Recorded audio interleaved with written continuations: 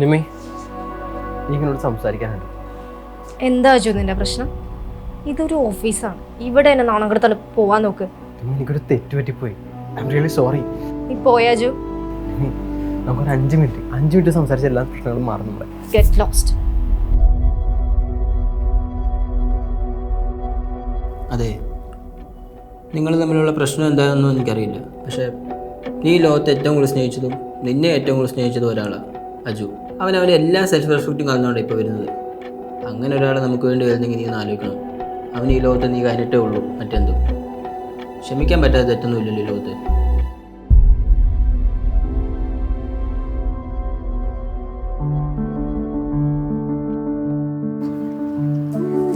ചേട്ടാ 2 ചായ.